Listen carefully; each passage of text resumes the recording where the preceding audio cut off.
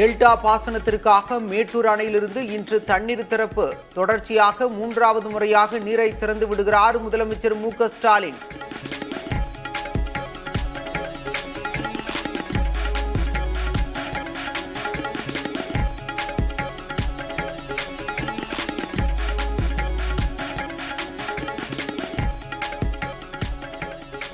தமிழகத்தின் பல்வேறு மாவட்டங்களில் பரவலாக மழை.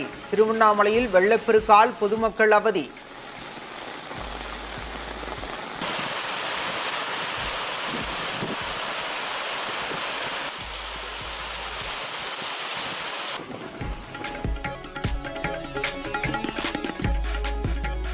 நீலகிரி, கோவை, திருப்பூர், திண்டுக்கல், தேனி, தென்காசி, நெல்லை, கன்னியாகுமரி மாவட்டங்களில் நாளை முதல் 4 நாட்களுக்கு கனமழைக்கு வாய்ப்பு. தயார் நிலையில் இருக்க மாவட்ட ஆட்சியர்களுக்கு பேரிடர் மேலாண்மை துறை அறிவுறுத்தல்.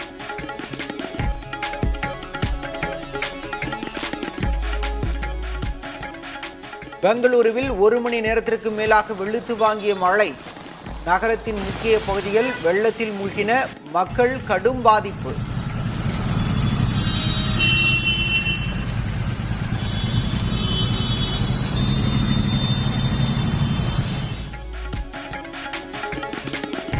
நேர்மையான அறிவின் மூலம் தமிழ் பாரம்பரியத்தை பெருமைப்படுத்த வேண்டும். கீழடி விவகாரத்தில் முதலமைச்சர் மு.க.ஸ்டாலினுக்கு மத்திய அமைச்சர் கஜேந்திர சிங் ஷெகாவத் வலியுறுத்தல்.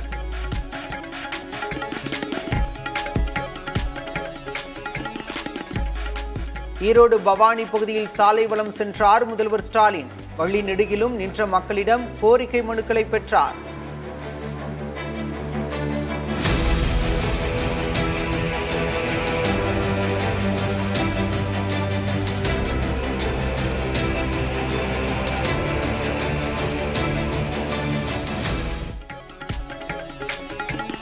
பொதுமக்களிடமிருந்து வாங்கும் மனுக்களில் கூட முதல்வர் விளம்பரம் தேடுவதாக பழனிசாமி விமர்சனம்.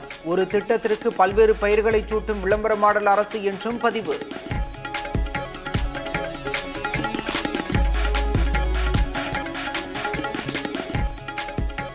பேருந்தில் ஓசியில் செல்கிறீர்கள் என சர்ச்சைக்குரிய வகையில் பேசிய ஆண்டிப்பட்டி திமுக எம்எல்ஏ. ஆணவத்திற்கு பொதுமக்கள் பதிலடி கொடுப்பார்கள் என அண்ணாமலை கண்டனம்.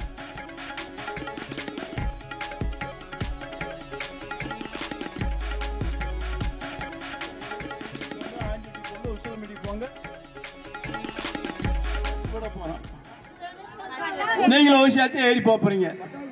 அன்னைக்கு என்ன சொல்ல போறீங்களோ தெரியல. 4 மணி. கர்நாடகா, ஆந்திரா, ஜார்க்கண்ட் மாநிலங்களில் புதிய ரயில் திட்டங்கள். 6405 கோடி ரூபாய் நிதியை ஒதுக்க மத்திய அமைச்சரவை ஒப்புதல்.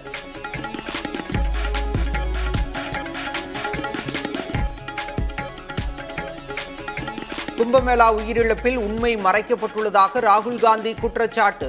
இதுதான் உண்மையான பாஜக மாடல் என உத்தரப்பிரதேச அரசு மீது விமர்சனம்.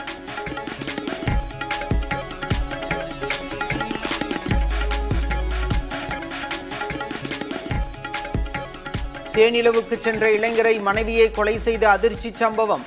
மறைந்த இளைஞரின் தாயாரிடம் கண்ணீர் விட்டு கதறி அழுது மன்னிப்பு கேட்ட பெண்ணின் சகோதரர்.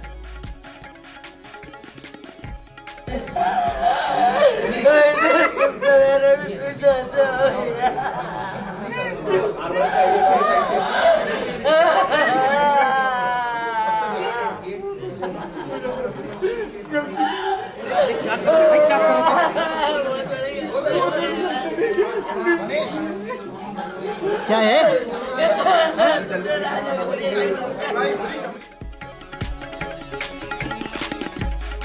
சூரியகாந்தி, பாமாயில் போன்றவைகளின் கச்சா சமையல் எண்ணெய்க்கான சுங்கவரி 10 விழுக்காடாக குறைப்பு. இறக்குமதி வரி குறைப்பால் சந்தைகளில் சமையல் எண்ணெய் விலை குறைய வாய்ப்பு.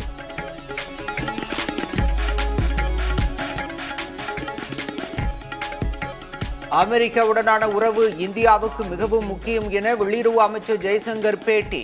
ட்ரம்ப் மீது நம்பிக்கை உள்ளதா என்று செய்தியாளர்கள் கேட்ட கேள்விக்கு பதில்.